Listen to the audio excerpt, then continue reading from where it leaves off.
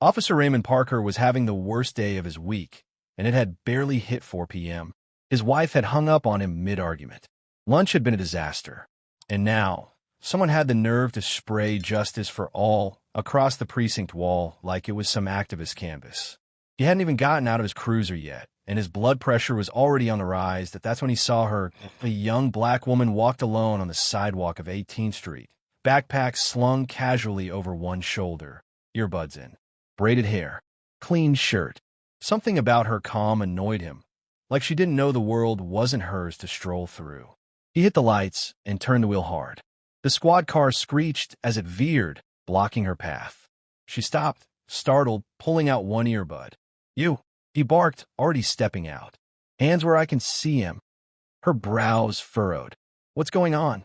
What's in the backpack?" he asked sharply, resting his palm near his holster. "Just my stuff. I'm coming from work." Against the wall. "Now." She hesitated. "Officer, I haven't done anything. My ID's in there." I said now. He yanked her arm, spun her around. The bag hit the pavement, scattering a plastic food container, a notebook, a Marist hospital lanyard. "Hey," she shouted. "You're hurting me." People started noticing. A teenager across the street pulled out a phone. "She didn't do nothing," someone called out. Parker didn't care. He slapped cuffs on her wrists, ignoring her wince. "Name?" "Casa Daniels." "Look in the bag." "My ID." "You can tell that to booking." He shoved her into the back seat like she was cargo, not a person. She stared out the window in stunned silence as the precinct came into view. Inside, the tone changed. The charge? Suspicious behavior. Failure to comply. Parker filled the paperwork fast before anyone could question the arrest that IN holding. Casa sat silently, wrists red from the cuffs. The room stank of bleach and old sweat.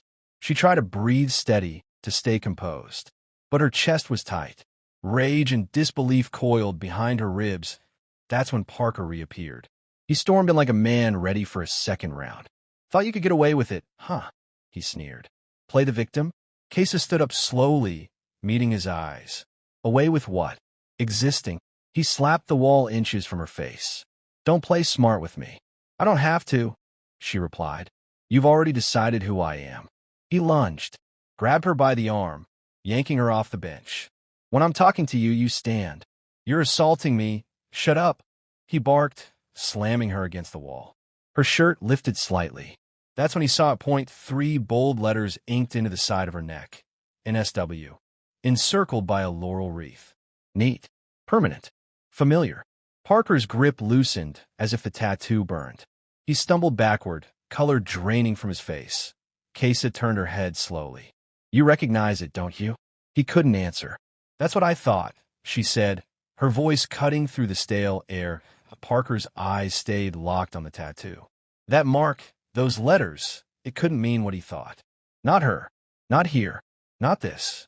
"I asked you a question," Casa continued, voice low. "Do you recognize who I am now?" What is that?" he stammered. Is that some kind of gang thing?" She almost laughed. Almost. But the fire in her chest left no room for amusement. "You really don't know?" Parker straightened, trying to recover control. "You better talk straight. Right now." Casa stepped forward, just enough to make him tense. Her voice was razor sharp. "NSW. Naval Special Warfare. That means I'm more than just your latest target. I'm a SEAL officer." The word SEAL echoed like a slap. Parker blinked. Once. Twice. "No, you're lying," he muttered. That tattoo isn't real. It can't be, because I don't look like your brother, or your captain, or whoever you think deserves it. I served 3 tours. You know what that means? I've seen things you only watch in movies. I've buried people you couldn't carry. And yet, here we are.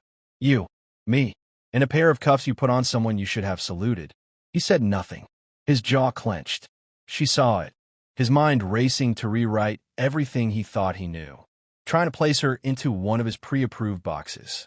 Criminal, threat, liar, but none fit anymore. Silence thickened the room. "Still think I belong behind bars?" she asked softly. Parker turned toward the door, his face unreadable now. His hand hovered near the knob, but he didn't open it. She didn't stop. "Tell me, Officer Parker, What's the real reason you put your hands on me? He flinched. The air was electric. Something was unraveling. He looked back at her, and for the first time, there was no anger in his eyes, just fear. Raymond muttered something under his breath, something broken, barely audible. Shut up, Casa cut him off coldly. I already checked. There's a case of Daniels in the Pentagon database. Sealed file. High clearance. So let me ask you, officer, what were you doing dragging a SEAL into a holding cell like she was just another name on your arrest quota? Casa smiled faintly. Not out of humor. Almost pity. I was hungry, she said. Just looking for a sandwich. Raymond stumbled back, collapsing into the chair in the corner like someone had pulled the bones from his body. I'm going to lose everything, he whispered. Casa didn't blink. Maybe, she said, but not because of me. Because of you. Because you made a choice. You didn't see a soldier. You didn't see a woman. You saw what you wanted to see and acted like the badge made it right. Outside the holding room, the station buzzed with confusion.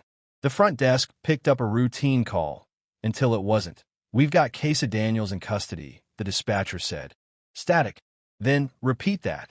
Daniels. NSW designation. Code flagged. The silence that followed hit like a dropped grenade. 17 minutes later, Captain Elena Rodriguez burst through the precinct doors like a warhead in heels. Her jaw was locked. Her eyes were fire. Where is she? She demanded. Who? The receptionist stammered. Casa Daniels. Active duty. Naval Special Warfare. Where? Gasps rippled down the hallway. Some officers already suspected. Others had no idea what kind of storm was now tearing through their front doors. Rodriguez didn't wait. She charged toward the holding cells, shoving the door open.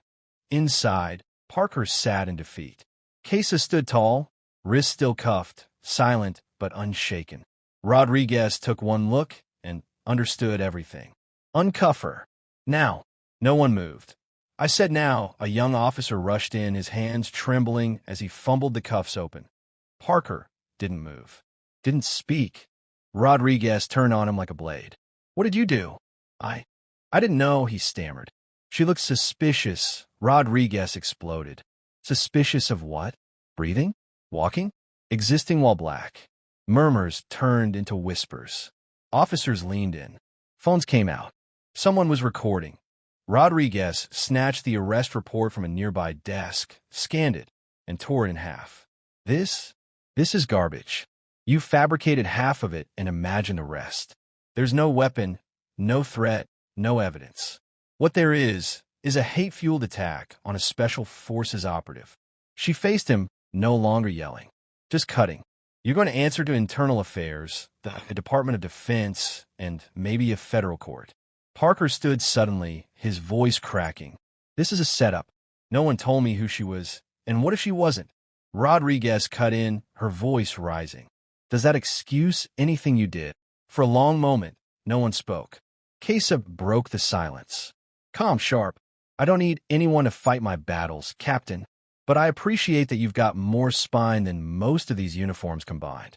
Rodriguez gave her a nod, then turned back to Parker with finality. This isn't going away. It didn't. Within the hour, reporters swarmed outside. Videos from bystanders were already online. Case's name, once quiet, was now a trending headline. Hero assaulted by officer. No charges. No apology. Old footage resurfaced. Clips of Casa in the field, in uniform, saluting flag-draped coffins, smiling with her unit. Veteran spoke out online, furious. Her face flooded screens, scarred but unshaken. Inside, Parker was quietly escorted out. No applause. No farewell. Casa watched from the entrance as he passed. She said nothing. She climbed into the black SUV that had come to get her. No dramatic exit. No parting speech, because her war hadn't ended. It had simply started again, this time at home. For days, Parker tried to rationalize, to rewrite the story, to believe he hadn't just ended his career with his own hands. But the truth had no room for edits. You used excessive force. You profiled her. You lied on the report. And when the truth came out, you hid, the lieutenant said plainly. You're done, Parker. A single paper was handed to him. Signed. Termination. Effective immediately. No pension. No benefits. No ceremony followed. His badge and weapon were taken wordlessly. He was led to his locker like a stranger. Most officers didn't speak. A few turned away entirely. 10 years in the department dissolved like fog. Not because of one bad day, because of the poison he carried all along, finally exposed. He stepped out of the station for the last time, in uniform, but it felt hollow now. It no longer protected him. It wasn't armor, just fabric. The heavy door shut behind him. No one called out. No one waved. Only silence. Only the memory of that tattoo. Those 3 letters, the crown, encased Daniel's eyes. Eyes that didn't scream, didn't plead, didn't beg. Eyes that knew.